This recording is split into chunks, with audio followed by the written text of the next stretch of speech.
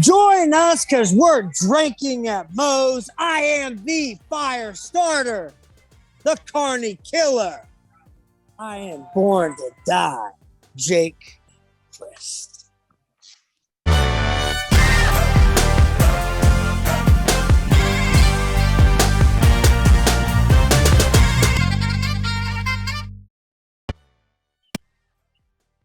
All right, everybody, welcome to Drinkin' at Moe's. Your host, Big Mo here. Pretty damn excited. Today, I have with me, oh boy, he's been all over. I mean, you might recognize him from Impact, CZW, Revolver. He's even done some shows for my friends over at Warrior Wrestling. He's held titles at CZW Wired, Tag Champ, Impact, Tag, and X Division. Jake Crist, how the hell you doing? I'm doing great. How are you doing? How's it going? Okay, yep, we're good. Doing pretty good. Yep, the connection's being kind of wonky. But yeah, no, I'm doing good. What's that? I can't hear you, partner. Oh, let me. Yep. Okay, you good now? It's like cutting out on me. Hold on for a second. Let me throw these earphones in again. All right, here we go. Here we go. All right, Let's do this. I am excited to have you on. I mean, I've been paying attention to you since, the Impact days with OVE and Sami Callihan. I really, really appreciate that. Sammy's a really great friend of mine. Even though he kicked me to the curb, I guess I still love the little bastard. Yeah, but first thing I like to start off with each of my guests with is, what got you started as a fan? And then what made you decide to make the jump into wrestling? Well, what made me become a fan of pro wrestling was, I think it was like most children, I just loved the colorful personalities and the outfits. I just loved the way the Macho Man looked. Macho Man was one of those guys that he caught my attention from the age of 5 or 6 years old when I started wrestling. I remember being on my father's lap because we would rent the VHS tapes of WrestleMania. So we'd pop some popcorn and we'd watch WrestleMania together. And I remember looking up at him saying, "Father, I'm going to do that one of these days. That's what I'm going to do when I grow up." And nice. Well, I'm a man of my word. My father's very, very proud too. That's awesome. That is awesome. I had kind of a similar deal with getting into wrestling. All the personalities, the guys like the Road Warriors with the spiked shoulder pads and shit. And LOD was amazing. I even like Demolition. The face paint. Yes. And Big Boss Man was awesome. Oh man. He was in my first ever WWE show. I was like 3rd grade, and my dad got me and him tickets for Christmas, and we were like right by the entrance, and he comes walking by me, and I still remember buying the damn foam nightstick at the merch stand. That's awesome. Yeah, man, Ray Trailer, he was awesome. He's a gem to any Inspire Pro Wrestling. You want to learn how to be a moving, great big man on how to wrestle. Look at the Big Boss Man. He could go. Oh, yeah. And I remember that night, he ended up going up against Yokozuna. Woo. Another big man that's agile and man, Yokozuna was one of those guys that I really enjoyed watching as a kid too. It's Oh like yeah. he was just so big, but he can move. That leg drop was so awesome. That was like Oh, the dopest thing I've ever seen. It's like, how did he jump that high to get that massive of a body up for that leg drop? That was just crazy, mind blowing to me back in the day. oh man, not many people could make a simple leg drop look as badass as that guy did. Right. He was so, I mean, the way he just would move down with it too was just amazing. Oh yeah. Like I said, But just oh, legit mind blowing to me. Like oh, how high he would jump up and the way he would land that leg drop was just mind blowing, especially oh, as a youngster. oh yeah, totally. And I remember being in the third grade, and all of a sudden he was walking by me, and I'm this little dude. I'm like looking up. I'm like my jaw practically on the floor. Yeah, man, he was massive. Yeah, but one thing I was wanting to give you time to talk about. You know, I remember hearing about you being in IWA Midsouth, and then I saw that.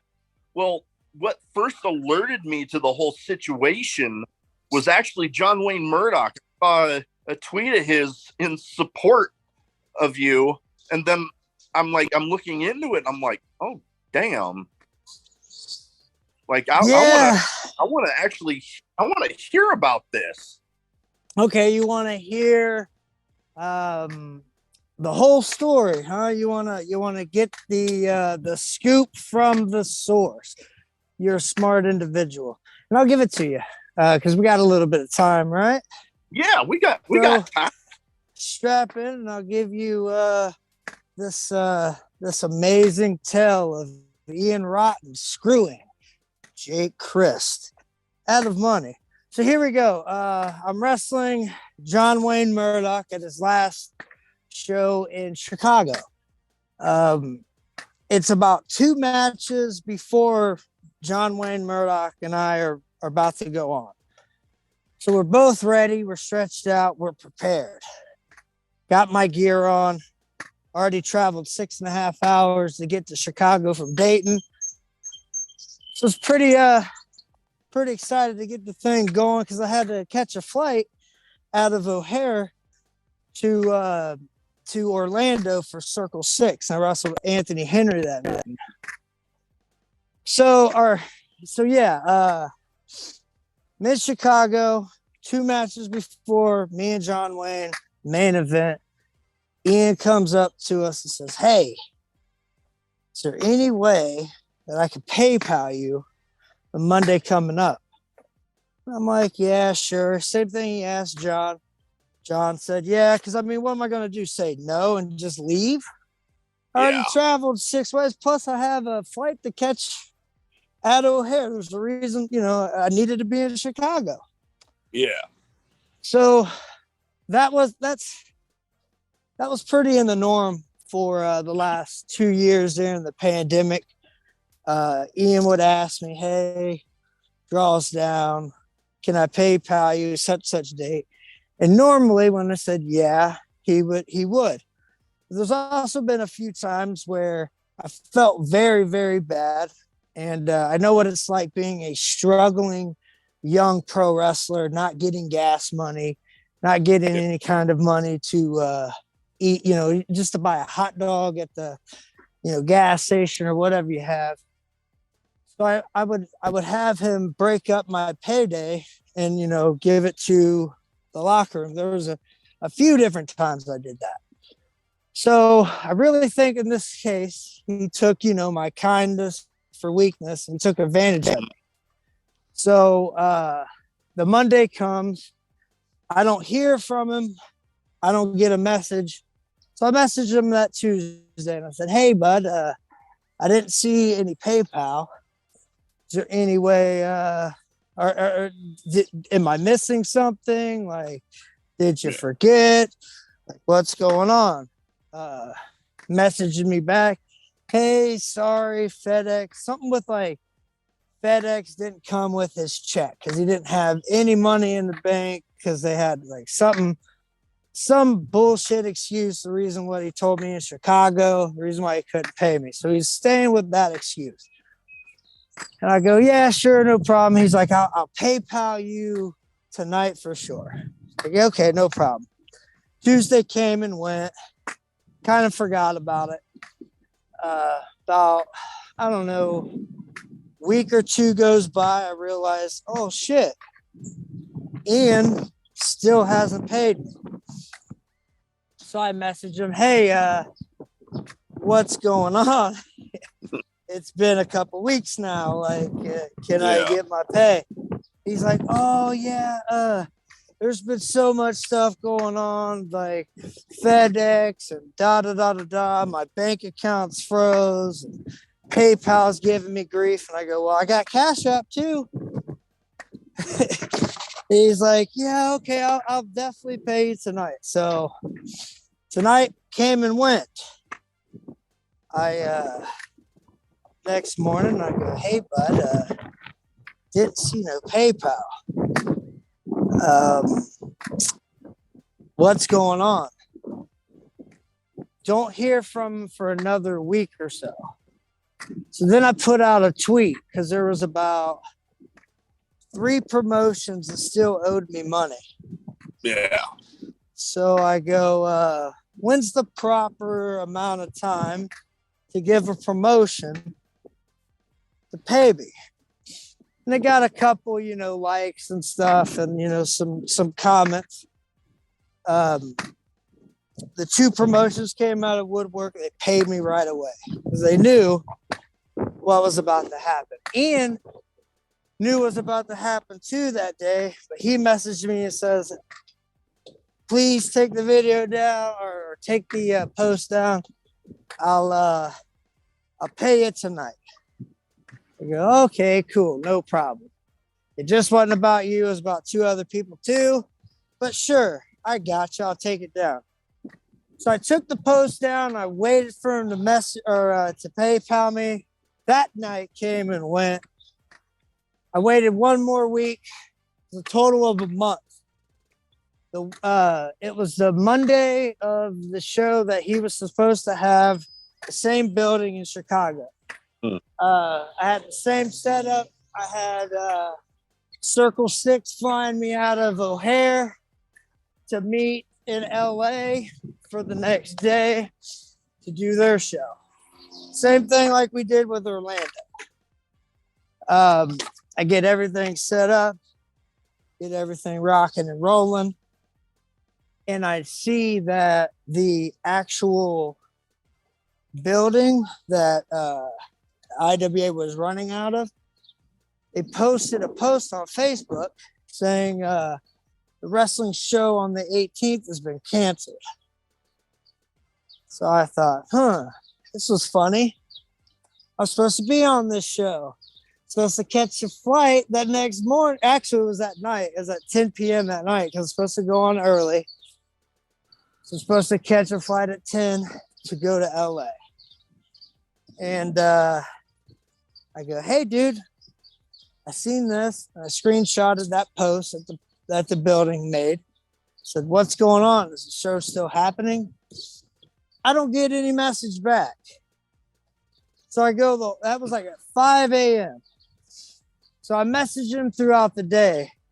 Like, dude, I really need to know, like, you're screwing people out of money here. Like, I'm flying out of Chicago. Like, I live in Dayton. I'll have to drive 6.5 hours to catch this flight. Yeah. That will suck if you're not running the show. Yeah. Because you told me that everything would be good and that I could go on early and I could catch my flight. Still thought he'd, catch up, all this stuff. Well, I don't hear from him at all. So I threatened him, like, hey, bro, it's been a month.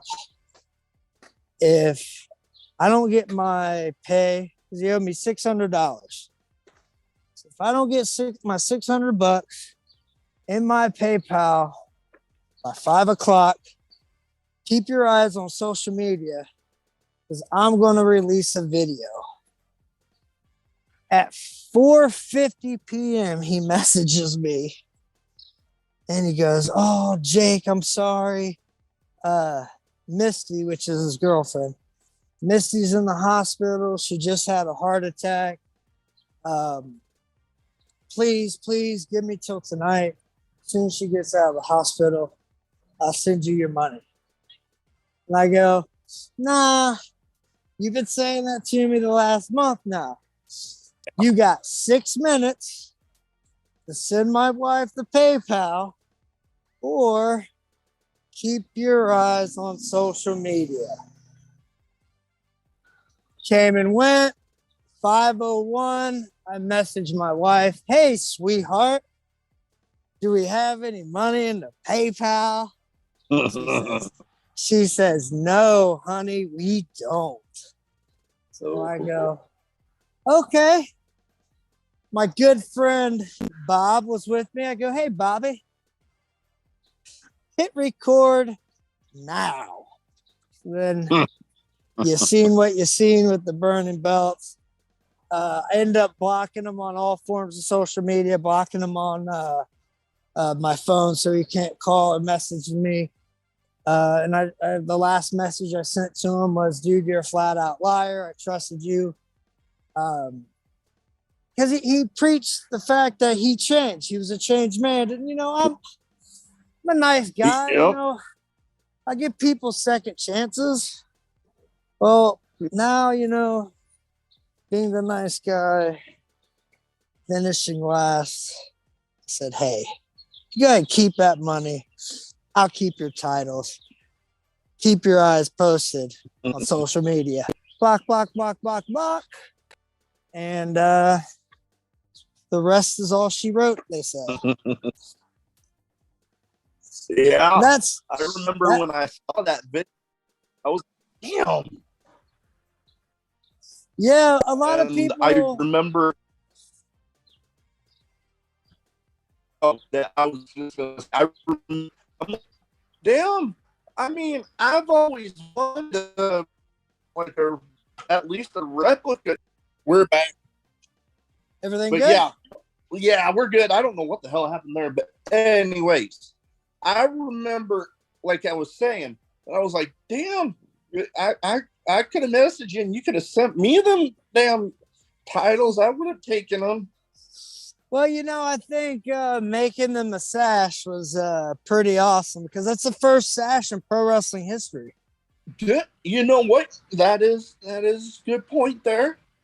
Good my plan is to make enough money off the 8x10s and shirts that I'll put out of burning belts to get my money back. And hell, I get paid on Wednesday. Where you got a link set up where people like online can buy those? Buy t-shirts, absolutely. I'm actually should be coming out with a new t-shirt the next couple of days. So keep your eyes open on social media. My social medias are DJ Crist on Twitter and Instagram, and I'm on Facebook as DJ Crist. That's my socials, baby. All right. Yeah, no, I'll definitely be keeping my eye out on all that. Couple other things to speed round sort of thing. I name off some people, and then you give me your thoughts on them, and then I do like a little bit of a random question round. Like some could be wrestling related, some not. Right. All right. Let's rock and roll. But we'll start off with the speed round. I tailor it to each of my guests, and each of these, when I was doing my homework, is somebody you've shared the ring with in one way or another, whether you've faced off against them or whether you've been in a faction with them. First one, I decided to just kind of group all these ones together, and one that a lot of people will remember you from in Impact. OVE. OVE is a great Ohio faction. Mm-hmm. What about it? Ohio versus everything. That's what got me into Impact Wrestling. Sammy Callahan was was a man. Like I love Sammy. He's my boy. Still talk to him to this day. Fulton was great too. That's who I consider awesome. OVE. The three of us. It was a great time. I loved my time with OVE. Got to become X Division champion. You know, so that's a list of hell of accomplishment. Being a list of names of the former X Division champions. Got to wrestle one of my great friends, Rich Swann, for the X Division championship. So I mean, I couldn't write a better storyline telling myself. I loved it. It was a fantasy coming true. Fantasy coming true for sure. Oh yeah, and you guys had a lot of great matches during that time period. I remember the Barbed Wire Massacre versus LAX. Yeah, us versus LAX. That was insane. It was a really good time. I loved my time with Impact Wrestling. I hope I get to come back one day. That would be awesome. To come back to wrestle Josh Alexander for the X Division title. That was dope. But you know, I got a little bit of taste. Now I want some more. That would be awesome. I know. Well, Sammy there coming back and really jumping into things there after that injury he had. Yeah, him and Moose they just killed it at Slammiversary. Oh that was a great match. Great stuff.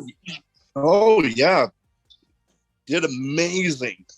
I love how with I know I've heard other people talk about it with those Monsters Ball matches, how they're really going back to the way they originally presented them in like the early days, where like the whole storyline where they'll lock you in a dark room for like however many hours it is beforehand, and then that's awesome.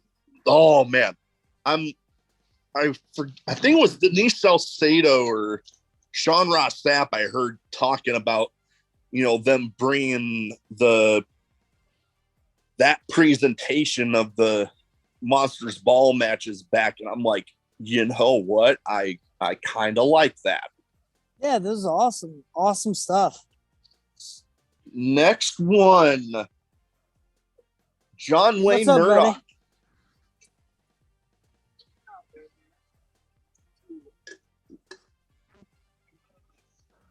All right, we're back. You never know what's going to happen here in Dayton, Ohio. Stuff just happened to pop up. That was some weird shit. I guess he was just lonely and wanted to talk to somebody. I was like, hey, buddy, I'm doing a podcast right now. And he's like, okay, cool. Clydesdale, do you know about Budweiser? I was like, I don't drink. Like, he just started to get a cigarette out and started smoking. I was like, all right, man, well, go. You about to see me throw down with this junkie. What the hell is going on? Get on out of here, bro. That would have been. Never know. Man, that would have been something for the YouTube version.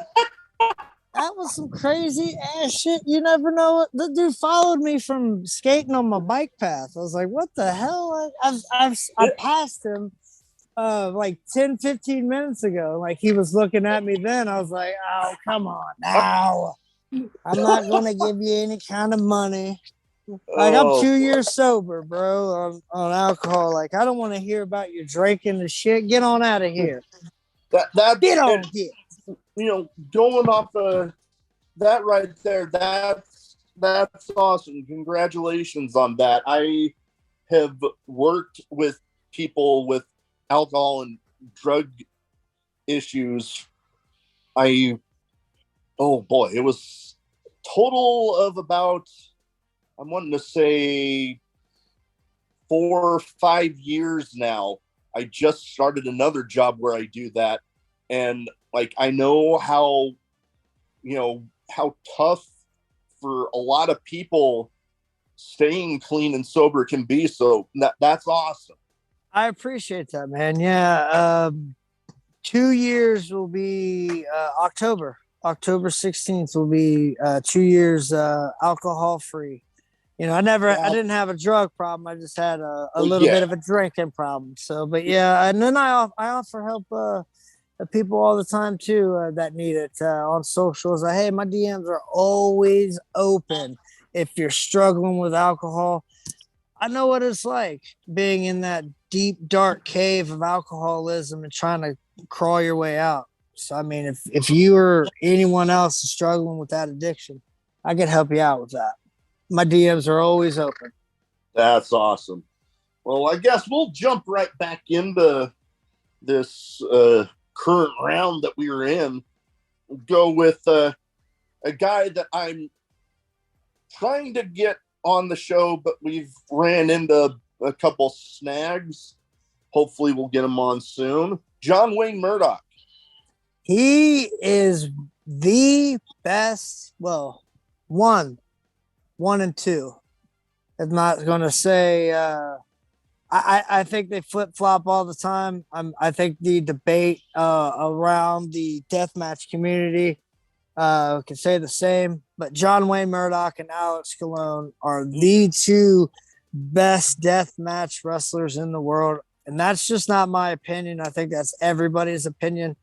And John Wayne, every single time, the same with Alex, but with John Wayne, because I've wrestled him a shit ton of times, especially recently during the pandemic.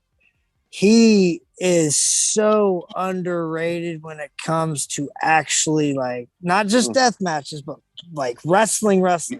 He's one of the dudes that can literally go and do it all. So my hat's off to John Wayne Murdoch, and I'll always have a special place with John Wayne in my heart, as he was one of the very first people to come and stand beside me during this whole burning down the Ian house and, sprinkling his ashes all over his grave. Because that's what we need to do. We need to keep that scum away from pro wrestling. Oh, yeah. Like, I remember that John Wayne Murdoch was actually, like I mentioned, how I came to know of the situation. And, this whole episode might end up getting me one less follower, because IWA Midsouth actually follows me on Twitter. But after hearing about this whole situation, I'm like, I don't care. Yeah, IWA sucks. Yeah. Like, not only did they screw me out of money, they screwed a lot of people out of money throughout the 25 years. So I was the only one that had the balls to stick up for everyone. So I mean, I was the right one that he fucked over. I was the right one that he screwed over. So thank you, Ian, for allowing me to get you the hell out of this business. A lot of people love that.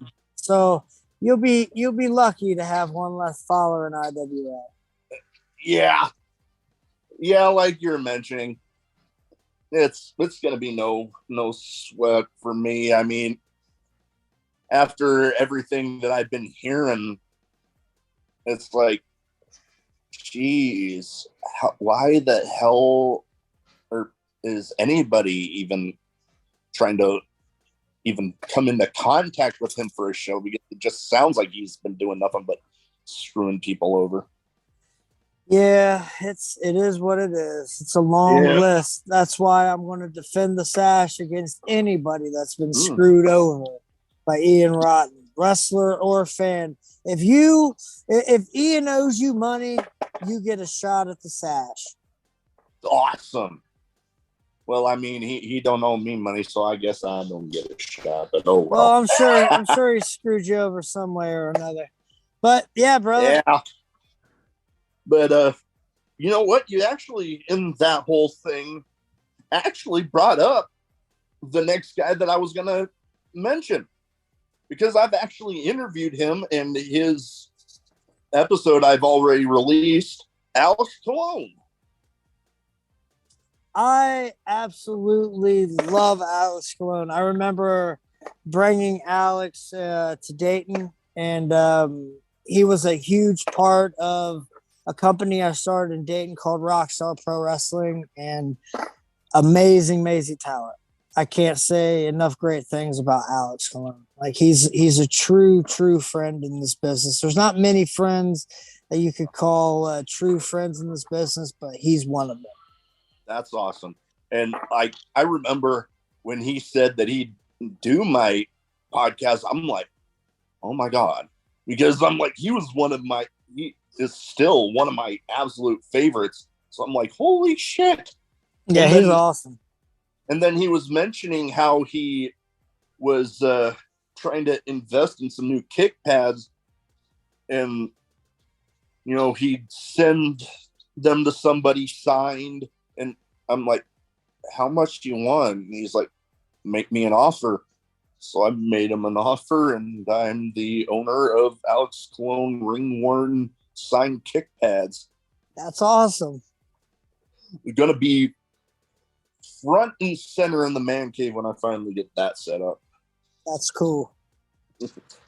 Next one, very, very short-lived faction that you were involved in Impact, but one of the people that was in there with you in the cancel culture, RVD.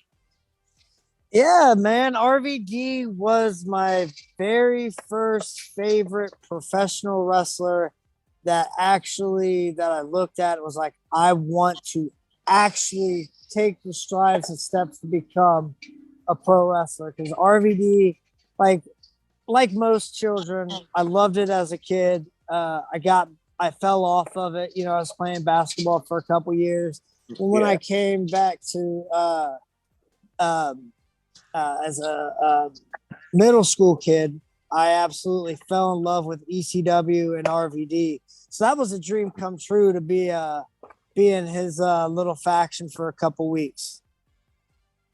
Yeah, that I remember hearing about that faction, and I watched some because I had Impact Plus for a while, and then for some reason it canceled.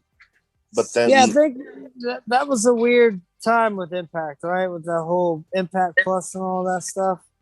I mean, it's working great now. That's awesome. Not all that long ago got back into it because I was hearing about some pretty good matches that I was interested in, and another guy that I had I've actually interviewed for the show, Jonah. He was going to be facing Tomohiro Ishii, another one of my favorites. So I was like, that's going to be on Impact Plus. Holy shit, I'm getting that now. That's awesome. And yeah, no, RVD, I mean, damn, he's still legend, bro. Going. Yeah, he's in Noah, bro. I love RVD. Great time. It was a dream come true. Not a lot of people get to wrestle with their favorite wrestlers growing up, and I was lucky enough to wrestle with RVD and be in a group with him. It was pretty, even though it was short-lived, and it was still cool to me to be in a group with Rob Van Dam. Oh yeah, and I mean, even though it was short-lived, nobody can take that away from you. That you were in that group with him. Yeah, but I was kind of curious to talk a little bit about that group, because I remember, I mean, this guy is kind of, I think, wasn't it Joey Ryan? I mean, I know he's kind of a taboo subject right now when it comes to wrestling, but he's the one that, if I remember right, started the group. And then all of a sudden, when the controversy with him happened, it's like Yeah, to be honest, man, fuck that guy. Fuck anyone involved with that. Like, I was it sucked to be a it got sucked being lumped in that whole situation. I didn't ask to be a part of that group. I didn't ask to be, you know, somebody's brother and all that. But I got $3 grand taken away from me a month, and I got my dream job taken away from me that I strive years and years to get to. So I don't like to speak of those people. So yeah, fuck them both.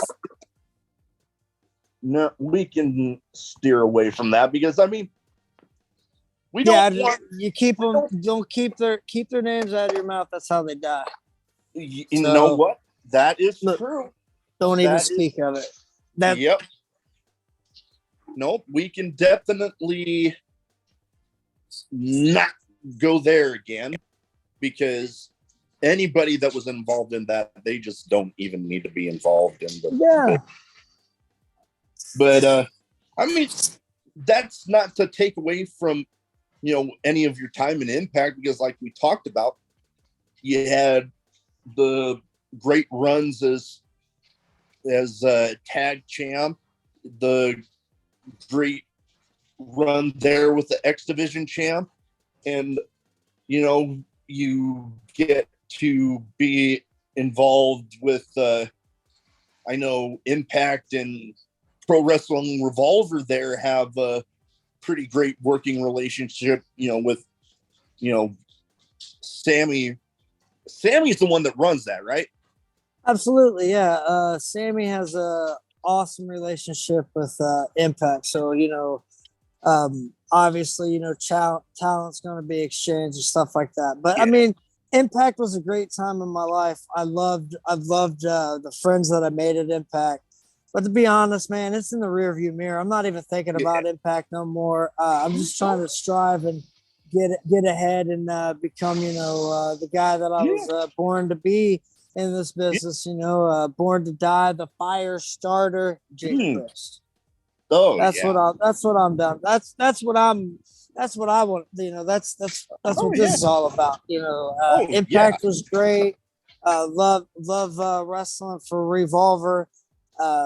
But I mean, you know, it's in the rearview mirror as far as I'm concerned with Impact. You know, I need to focus in on the future, baby.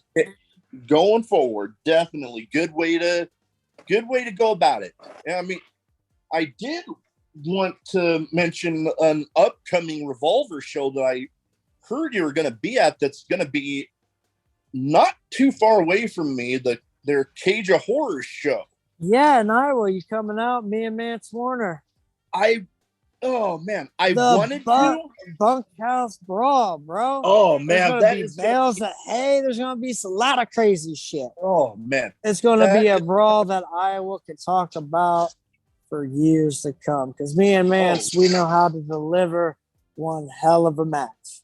Oh yeah, that is gonna be an insane show. I wanted to go when I heard about it, but then I realized I already had a previous commitment. The Nebraska Pro Wrestling Hall of Fame, they're having their induction night that night. Oh, you can't miss the Nebraska Wrestling Hall of Fame, brother. And they're having a show that it's looking like I might possibly be like an interviewer, like during different parts of the show. So I'm like, dude, that's awesome. Congratulations. Thank you. Yeah. Like this, ever since I started doing this show, I've actually been pretty damn blessed to come into contact with some people that have given me some pretty great opportunities like that. You know, that actually being like 3 days before my birthday. So I'm like, that pretty great birthday present. Right. Thank you. And Warrior Wrestling, I've interviewed Steve, the promoter there, twice now. And when they had their show in St. Louis, he actually invited me to bring my show down there and be a part of the Fan Fest. And that's actually where I came into contact with Jonah. I had the little shorter interview with him. That's awesome, dude. Yeah, it's opened up a lot of great opportunities for me that I honestly never thought this soon to it that I would get, but more than happy that I'm getting them. Right. Yeah. All right, we'll go on to the kind of random question round where I have, like I said, some questions might be wrestling related, some not. You answer how you see fit. All right. First one. Any hobbies you got that you're into outside of wrestling? Yeah, I love skateboarding. Love working out, lifting weights. Raise 2 daughters. Yeah, so I have a lot of things going on outside of pro wrestling. But my hobby, like the hobby that I absolutely love, that every day that I try to do it, skateboarding. I love skating. That is awesome. Like you were doing a little bit of that during the beginning of this. Right. So getting to fit in both. And you bring up raising 2 daughters. I've been able to, say this news. My wife and I are actually expecting, and we're getting 2. Congratulations. I'm mix of excited and nervous, but you'll be fine. Oh yeah. You'll be good. Oh yeah, I'm sure. All right, next one. Do you consider yourself more of a dog or a cat person? Ooh, both. But I'm becoming more of a cat person as I get a little older. Absolutely have a cat named Muda. He's white and gray. He's literally such a joy to have in my life. I couldn't picture my life without Muda in it. So I'd say I'm a cat person. That's all right. My wife and I actually have 3 of each. Oh, nice. We have 2 English bulldogs, Dane, and then the story of how we got our 3rd cat was kind of funny because she told me she was thinking of getting another one, and I was working evenings at the time, and then I come home and I see the light on in one of the spare bedrooms that faces our driveway. And I'm like, oh, what's the light doing on in there? And then I get up closer to the window and I'm like, that cat's fluffier than our other 2. And then I go upstairs and my wife's like, babe. And I just said, you got another cat. But I get a kick out of telling that one. But I consider like you kind of a mix of both. I probably lean more towards the dog side. Oh yeah. I like a cat just because they can take care of themselves. Cats can take care of themselves. Dogs really need you and depend on you, just like a baby. So I'd rather have a cat just because they travel a lot, I can. There is the benefits to that, and I know with our cats, I like you and yours. I love ours, and I just love how like I can just not even have to worry about them. They can just walk around the house, and I get home and I hear, yeah, I'm like, all right, I'll get your food refilled. Next one. With all the traveling you do for your wrestling shows, what's your go-to road trip snack? Ooh, right now it's it's just a protein drink from Nesquik. Those little strawberry or chocolate. If I'm feeling a little sweet tooth coming on, like I'll grab those nice little protein chocolate milk, gimmicks, and those crave that it swerves that craving for sure. Okay. Nothing wrong with that.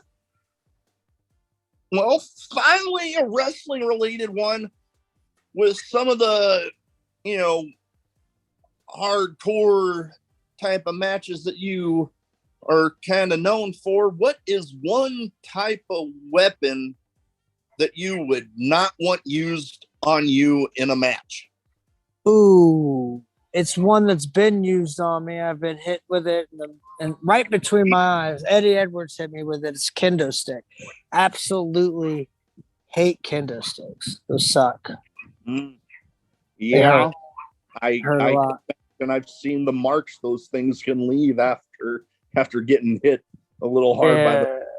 Yeah, he hit me right between my eyes, and it literally rattled and shook my brain inside my skull. I swear to God. Oh, yeah, I can only imagine. I'm like, oh, just hearing about it's making my head hurt. But you know, that is about all I got. What you earlier mentioned your social medias. Why don't you let people again know the social medias, and you got a couple upcoming shows here. Let people know where they can find you. Hit me up on at the Jake Crist on Instagram and Twitter. Facebook is DJ or Jake Crist. I'll be in Iowa for Wrestling Revolver on July 9th. And be honest with you, I'm all over the United States and the world right now. So just keep your eyes on my social media. I might be popping up to a town near you. And when Jake Chris is on the damn show, you ain't gonna want to miss it. I'm gonna steal that show, that's for sure. That is for damn sure. They're probably gonna have to lock me up.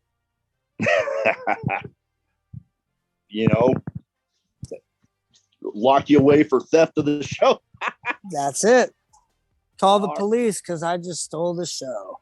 All right, man. It was great talking to you. I appreciate you. Let's do this any other time. Hit me up, my friend. No, definitely. You have a great day, okay? Yep. Thank you.